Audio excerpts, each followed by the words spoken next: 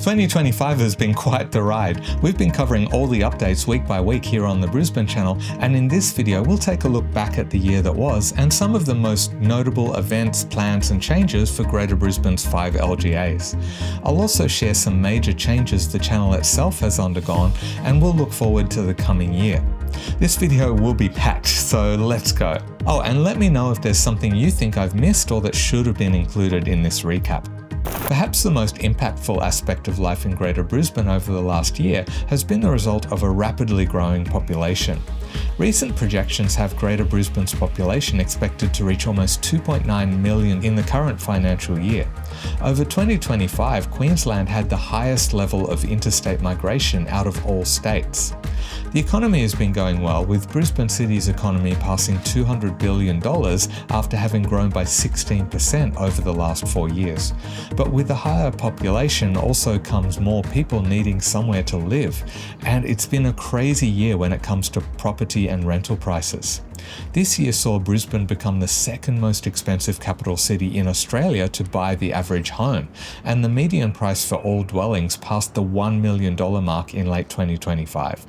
Not only has it become more expensive to buy a home, but land values and initial costs to build a new home have also risen sharply. The rental situation is not much better, with rental affordability dropping over the year. Now, rent costs are up to around 30% of household income on average, putting Brisbane on the cusp of widespread rental stress. But that's on average. Lower income houses may find that rent takes up between 50 to 80% of their income, meaning they will face significant levels of stress as a result. This has also impacted the number of people at risk of or experiencing homelessness. In 2025, tent cities grew, particularly in Brisbane City and Moreton Bay. Faced with the challenge of balancing the needs of people doing it tough with public order and safety challenges, councils tended to become more forceful in how they dealt with homeless camping. The most notable shift was in Moreton Bay, where council were initially quite accommodating, arguably the most supportive of people who had nowhere to go, but became increasingly aggressive in their removal of people camping in public parks over the course of the year. This even led to legal action challenging their eviction of people living in their parks, with community advocacy groups arguing that evictions without adequate rehousing options could breach human rights standards. But it's not all one-sided, as Moreton Bay Council opened their Peninsula Hub in July to provide services to people at risk of or experiencing homelessness, and Brisbane City Council also supporting initiatives including Emmanuel City Mission's Night Sanctuary. But coming back to the growing population, it didn't just put pressure on housing, it also put a strain on roads and transport infrastructure.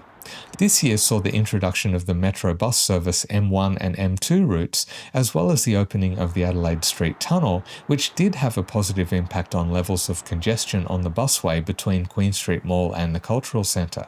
However, despite that, changes to the bus networks in Brisbane, Ipswich, Logan and the Redlands, and 50-cent fares which became permanent, overall traffic congestion levels saw no real improvement, at least according to the RACQ.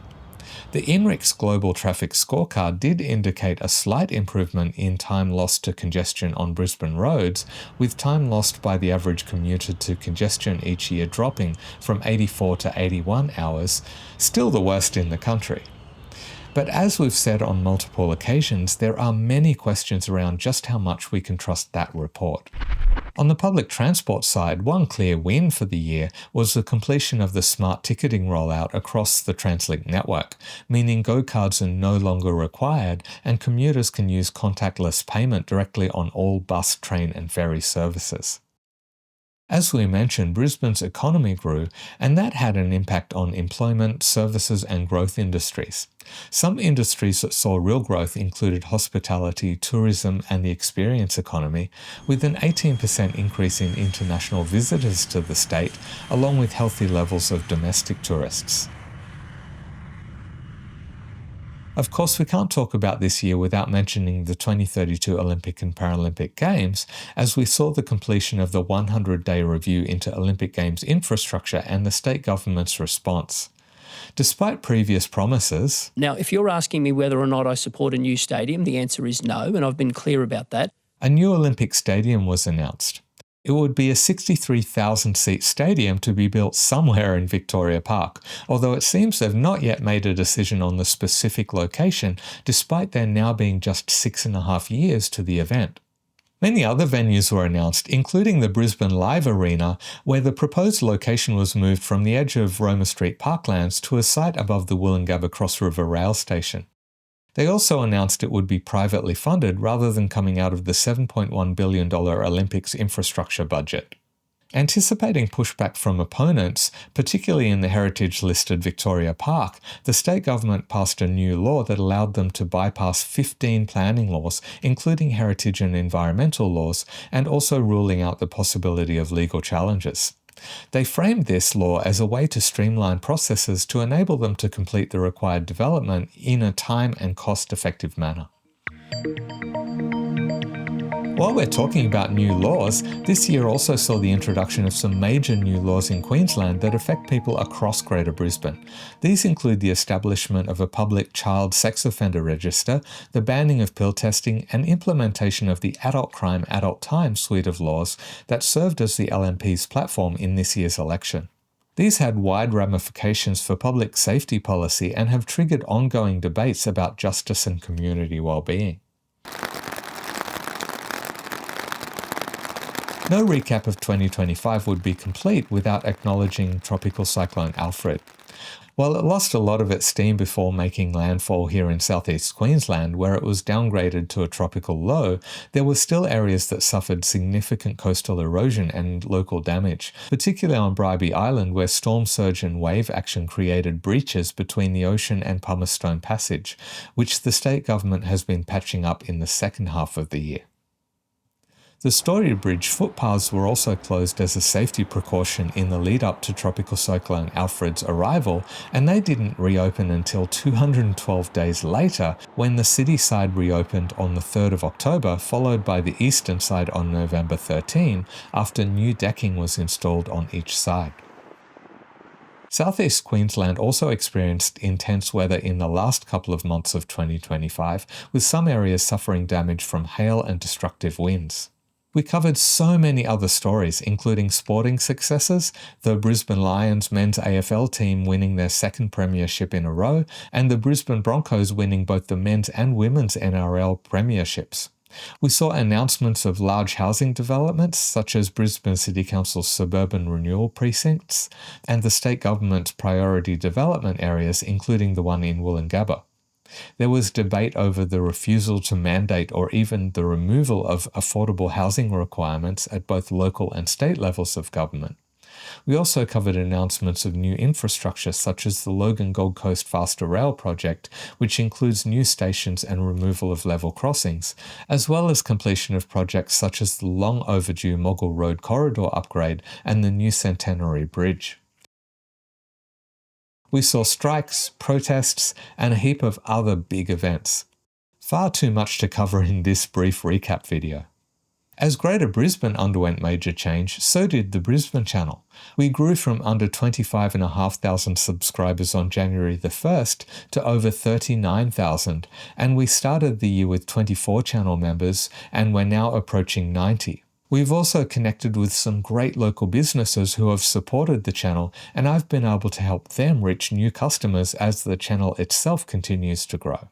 I'm still happy to arrange a chat if you're interested in building your business's reach. Just email adam@thebrisbanechannel.com. All of this enabled me to not just keep improving the production quality of videos on the channel, but also to make the leap this year to doing this as a full-time job, which lets me focus more on providing you with top quality content. Making the move to doing this full-time didn't just change my schedule, it changed how I work day to day. When you're literally spending days researching, scripting, and editing each week, the practical setup you're working with actually starts to matter a lot. Some of you will have noticed the lighting I now use with the weekly updates which Newer provided me with, or the sit-stand desk FlexiSpot sent earlier in the year, which genuinely made a big difference to how I work. But there's something else you might have noticed in recent videos that I haven't really mentioned until now. I still spend hours each day sitting at the computer, even with a standing desk. So when FlexiSpot asked if I wanted to try one of their ergonomic chairs, I was genuinely curious to see how much of a difference it would make. They sent me the C7 Max a couple of months ago, and I've been using it every day since. Overall, it's a very solid, well-built chair, and what I like most is just how adjustable it is. The seat height, back height, headrest, armrests, almost everything can be fine-tuned to suit your body, which really matters when you're sitting for long stretches. The armrests in particular are unlike anything I've used before, with multiple points of adjustment that actually make them completely customizable in ways I've never seen in an ergonomic chair before. The seat itself strikes a good balance between soft and supportive, and while mine has the optional footrest, I'll be honest, for someone with long legs, it doesn't quite extend far enough to be something I'd use regularly. I'll be honest with you, having long body parts is vastly overrated. The footrest is not a deal breaker, but it's worth mentioning. There is one other thing I should flag. The lumbar support is fairly firm, and you really get the most benefit from it when you're slightly reclined. Sitting completely upright while typing, there can be a small gap between your back and the chair, which means you're not getting as much upper back support as you might expect. I'd love to see a little more forward tilt in the backrest for that reason. That said, overall I've been very happy with it, and it's been a genuinely useful part of making this channel sustainable as a full-time thing. FlexiSpot did send the chair to me for free in exchange for this segment, but everything I've said here, good and bad, is my honest feedback. If you're in the market for an ergonomic chair, the C7 Max is their top of the range option, so it may be also worth looking at others in their lineup, depending on your needs. There's a link in the video description, and you can get 10% off your order on top of any other discounts they might be running. Just use the code Brisbane at checkout. But getting back to changes to the channel, this year I introduced the My 2 Cents segment where, after giving the more balanced updates, I share my thoughts on relevant topics. I was nervous to do that and expected some pushback, but it turns out many people enjoy that part of the video. Thanks for all the positive feedback on the segment, and I really appreciate your support. I guess it's an opportunity for me to share a little more of myself with viewers while still maintaining the integrity in the updates themselves. But looking forward to 2026 for the channel, there's just one thing I want to address. I've promised a lot of videos that I've said are in the works. I have conducted a lot of interviews for many of those videos already, and they're all at various stages of completion. I had to put a lot of them on hold as I circled back to complete my PhD thesis in the latter part of this year, but they will all still be happening, starting from January of 2026. These include some city plans, details of the Victoria Park situation, suburban renewal, hidden disabilities, a breakdown of the bus network, a bunch of different topics, as well as those deep dive videos on much bigger topics that I mention all the time, like homelessness and youth crime. It's always a struggle to juggle everything as just a single person doing everything: research, fact-checking, marketing, filming, hosting, editing, social media, data wrangling. It's an endless list. So many of these videos will take a very long time, but I promise you they will all be coming out starting in January. Of course, you can support all of this work by buying me a coffee or becoming a channel member. Also, the simple act of giving this video a like does actually help a lot as well. There's a 1 in 4 chance you didn't see the most recent weekly update video, and you can check that out here. See ya.